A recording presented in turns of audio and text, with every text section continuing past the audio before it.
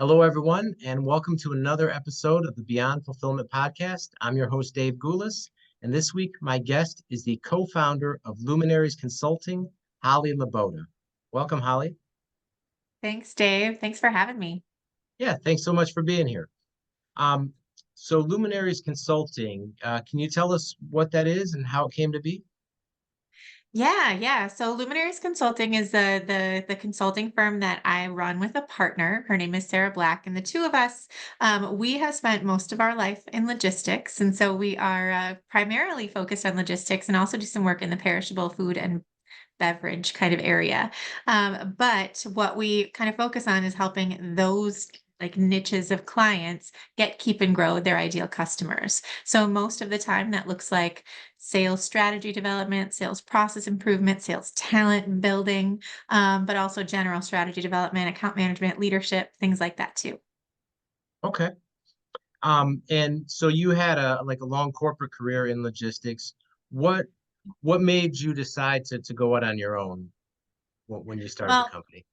yeah, owning my own business has been like not I guess I was going to say it's been a dream of mine, but it hasn't been a dream like just to own a business. I specifically wanted to run a consulting business for as long as I can remember thinking about what kind of job I wanted to do really. Earlier, like in high school, I wanted to be a diplomat, and then I realized that politics are not that fun. So then I changed course a little bit. I really wanted to do consulting, really to help all kinds of people, teams, and companies realize their potential, get better at whatever they want to be better at. And that was kind of the catalyst for this particular organization, and actually the reason for the name Luminaries Consulting, meaning like helping everybody be like a luminary standing out in a field of all kinds of folks. So every team and organization is kind of like being somebody others might want to follow. Okay. And so you've specifically focused on perishable food. Is that because of like history in your area of expertise? Yeah, so my partner and I both have kind of a long track record in both logistics and in perishable food and beverage. And we both started working at C.H. Robinson a long time ago. That's when we started working together, specifically started with supporting the like produce sourcing side of the business. And then I moved into the global forwarding and then like surface transportation and kind of all of those different parts. So we kind of know those unique industries really well. And I will say, like, we weren't fully intending to specialize in those niches as much as we do now when we started, but we realized that not a lot of people that do what we do know those unique industries really well. And most of the leaders that I work with appreciate that because they don't have to teach me what things mean when we start working together. They don't have to spend the first like couple weeks of our engagement making sure I understand like certain elements of their business. We just get it and we can talk to their folks so they don't have to translate it. Okay. And so within like the perishable food industry, what are some of the common challenges that companies have like with their sales teams? That's also part of the reason that we kind of specialize in both of those areas too, is that logistics and like perishable food and beverage both have a lot of kind of commonalities in terms of like they're both very kind of volatile industries. They're both very market dependent. They're like kind of complex B2B sales processes and that kind of thing. So like very much you need like real deep relationships when you're growing your customer accounts and things like that that you just can't apply to every industry. So that tends to like there's some alignment factors between those two areas, but we have like almost all of our business in those two spaces, logistics and perishable food and beverage. Okay. And so when you first start working with a company, like do people engage you primarily if their sales are down, or they're plateaued, or they just don't know how to fix it? Yeah, that can be a lot of the reasons. And sometimes it's that. Sometimes it's like, okay, we're not getting this particular result we want. And that's kind of like a common reason, like a pain that people would reach out for. You're more likely to react to a pain than a positive thing.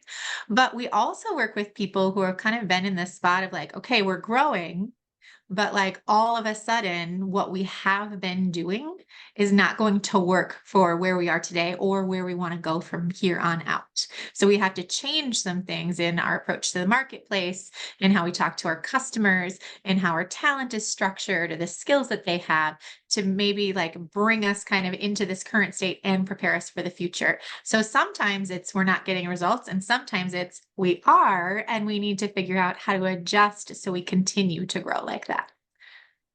Okay. And so with especially with someone that's trying to get to the next level and they know what got them to where they are is not going to get them that next level. I mean, Yeah. how hard has that been for maybe for companies and culture to change and do what's necessary to go to that next level? Yeah, well, change is hard. We're all humans. Our organizations are mostly made of humans, and most of us are not like even if we fancy ourselves like good at change. Most of us recognize that change is tough, and some of us even hate it. So when anytime you're trying to get an individual, let alone a group of individuals, to do things differently, there's tough pieces that come along with that. But I would say as long as leadership can recognize that there's a need for that, that whatever you're doing today and whatever results you're getting, like your process and your approach need to change if you want to get a different kind of outcome. If leadership is aligned there and they're willing to kind of do the real work that it takes to get the rest of the organization on the same page and equip them with the capabilities they need to move forward, it's not easy, but it's very possible to do some things differently. Okay. And so what do your engagements typically look like working with a company? Is it coming on site or doing virtual stuff or a mix, depending? Yeah, it's a mix. So of course, like everyone else, we did everything virtual during COVID. Before it had been like almost entirely on site. So now we have like a happy little blend of both of those things. So it kind of just depends on what we're doing for a company. A lot of times we'll start or people will come to us for like sales training, something like very obvious. They're like, "Hey, I need a session on this. This is the skill we need." So we work with them to figure out, okay, is that really the part that needs to change for you to get the results that you want? Is there anything else that might shift along with it? So that's kind of like upfront consulting and guiding stuff that we do. And then we help them kind of deploy some of those things. So which levers really do we need to pull? Which ones do you need our help with to get a different result? Sometimes that's virtual development. Sometimes it's on site. Sometimes it's like working sessions with leaders to get a new process or a strategy in place. It really just depends on what we're working with folks on and what they how geographically dispersed they are, how comfortable they are in different environments, what they're willing to invest, all kinds of things. Okay. Do you find with the companies that you work with, like what are some of the common like mistakes companies make with their sales teams? Hmm. I would say, of course, it runs the gamut. There's all kinds of things, but I think some of the things that I see as bigger, kind of more general opportunities is sales is a tough job. And I know you're in sales, and so like you get that too. But it's tough because it is so visible. Your results are right there, and you are judged based on your results sometimes by people that don't know everything that it takes to produce that result. So it's kind of tricky when people will be like, "Oh, well, we're not growing how we want to grow. Well, let's blame the salespeople. They're obviously not doing their job."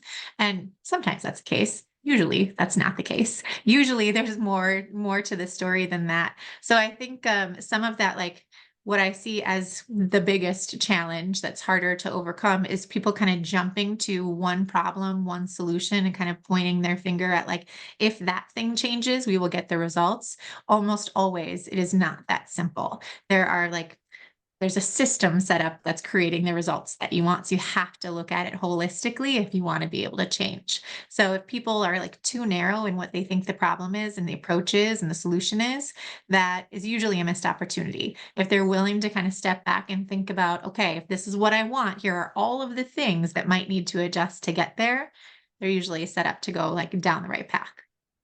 Okay. And over the last few years too, particularly in logistics, we saw the whole boom with COVID, and rates shooting up, and a lot of people did very well for a couple of years. And then last year, 2023, it was a very tough year overall for the industry. Mhm. How have you seen like sales teams that you work with react to that? Because I've seen even in the past in different markets, booms and busts, and that used to frustrate me Yeah. managing salespeople when during like a let's call it a bull market in an industry, right? And that you'd see complacency, and then when it was a tougher market, the same results wouldn't be there. And like how has that looked for the people you work with over the last year or so? Yeah. Well, I've worked with people that are approaching this in a lot of different ways, but I think the healthiest way that I've seen leaders lead through this and organizations and sales teams kind of thrive through this is we work in logistics. We know how the market cycles cycle. There's always ups and downs, right? We know that happens. Sometimes they're more aggressive, sometimes they're shorter, sometimes they're longer. But when you're approaching it from like the long game standpoint, you know that yes, the market will come back. And so here's kind of what we're going to do today to set ourselves up for how to win in the future. So it's not stopping investment, stopping development, just being, playing defense in situations like this. It's how do we invest in our customers, invest in our people, build the right strategies and capabilities now. So when the market does shift, we're prepared and we're actually ahead of the curve and ready to run with it. And kind of the same time when the market is in our favor, it's not like overly capitalizing on that. It's not burning your customer relationships because the power is in your hands in that moment. The ball is in your court because you know it's not going to stay there. So you have to really play the long game, in my opinion, in any kind of market. I agree. Um, Want to get into a few of your LinkedIn posts. One of them was you were saying that you've heard salespeople talk about an opportunity that just fell in their lap, and you went Mm, on to say, well, if you've done everything right and you've cultivated the relationship and you've done all the account health things you're supposed to do, it didn't just fall in your lap. You deserve it. yeah. Can you Yeah. expand on that a little bit? Yeah, absolutely. I mean, it's a story that's not new. I've heard this from a lot of people. Sometimes I've even felt it as a salesperson or a client lead, that it's easy to think when an opportunity comes your way and like people get really excited about it, like congratulations, this is a big deal. Thanks for bringing that in or good job with your client. It's easy to kind of like get in your own head and be your own little devil on your shoulder about that. Like, oh, what did you do? You just said yes to this conversation when they asked you for it. But again, it's kind of like a long game when you think about managing client relationships and serving as that account development lead is like make sure that you're investing in your relationships, that you're building a solid foundation based on trust, that you have a good track record and execution, that you have relationship tentacles in all the places that you need them to be. And then also that you're kind of setting yourself up for those growth conversations. The two examples that I gave in that post that you're talking about were like talking about business reviews where you're asking for more and trying to expand the relationship and recognizing opportunities. Trigger events is what we call them. And then diving deeper into those things. Both of those are growth skills. So you put like great account relationship development and those growth skills together, and that is absolutely not an accident. That is you setting yourself up to grow that account. It did not just fall into your lap. So I think that's just like a mindset shift that's so important and powerful for people not to discount all of the good homework and like foundation building that they have done, and for the organizations to not do it either. Freight shippers, are you looking for a better experience shipping less than truckload? Are you tired of unpleasant surprises, reclass, reweighs, and the invoice always being higher than the quote? Well, experience the difference with SPI Logistics. I joined SPI as a freight agent to offer a better experience to our 3PL customers, and I'm now offering that same experience to freight shippers nationwide. You get the same personal service you've come to expect when you deal with me, and I've got a whole team of experts that help with all aspects of the transaction from start to finish. Click the link below, or you can email me directly. Thank you. Absolutely. Like you said, if you're doing everything right, then those types of things are supposed to happen, and that, it's well deserved. Yeah.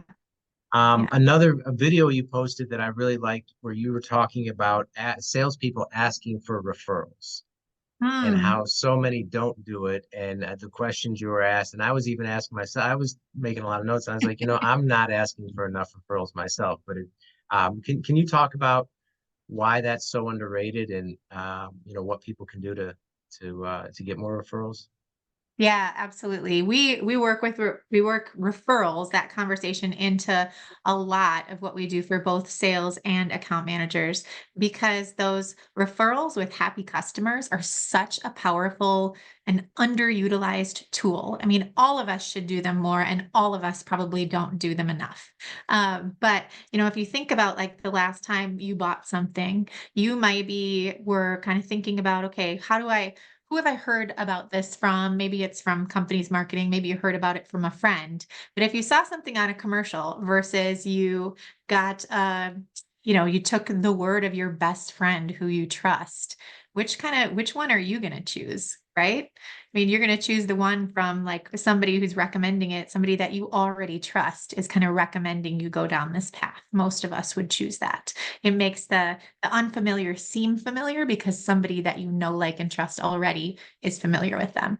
And it's the same concept when you think about referrals. We work with that with like buyers won't buy from you unless they can answer positively to 3 questions. Do I know you? Do I like you? Do I trust you? Referrals just speed that path up.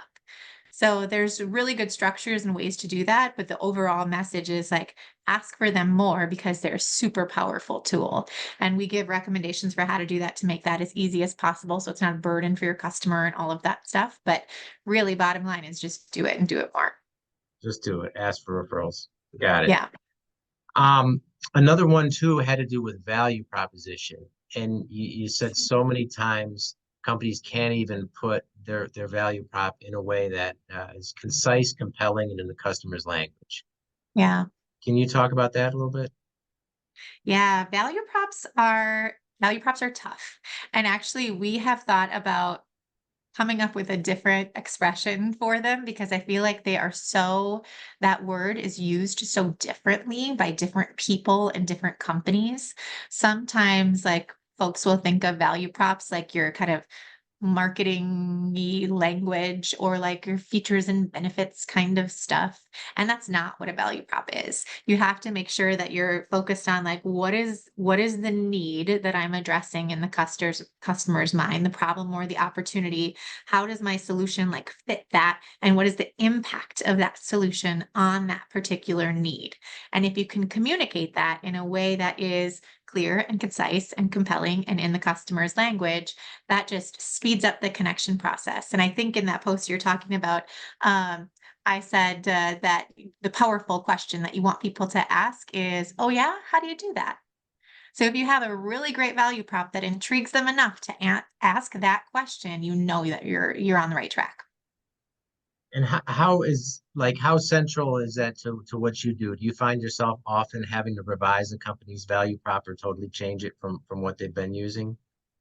Yeah, we do a lot of work there, and sometimes companies want to like recraft that for the company and give it to people. And sometimes we work with sales teams so they each come up with kind of their own version in their own language, and sometimes both of those things. And all of them are okay approaches. But we've actually like every once in a while, like you get in your own head about stuff like, we should move on from value props. Everybody understands it, right? Like same, we do that also with ideal customer profile. Like it's so basic, everybody gets it, but you'd be so surprised, or maybe you wouldn't, by how many people still struggle, how many organizations still struggle to communicate that. And especially the market's always changing. Our buyers are getting so much more sophisticated, expecting so much more. Competition is changing. So even if you had a great value prop 5 years ago, it probably isn't going to cut it any longer. You might need to refresh that. Absolutely. Another post too that you said few things energize me more than helping leaders answer the simple but hard questions. Where are we now? Where are we going? And how will we get there?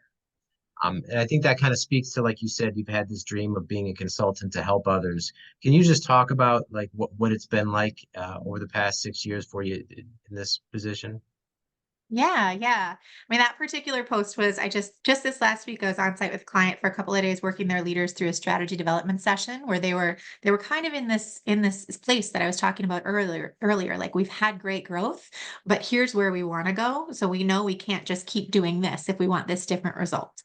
So then we were kind of figuring out what that different bridge looks like, which I geek out about that stuff. It's so fun to help people figure that stuff out and to make it a fun, energizing thing, not a laborious like mind exercise, right?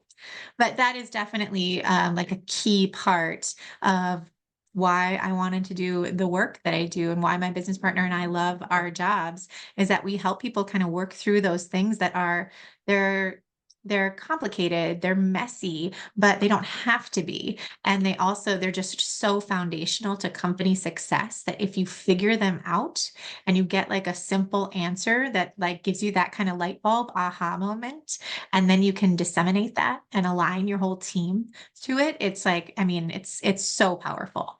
So that's why we do what we do. Is that the most rewarding part of this business?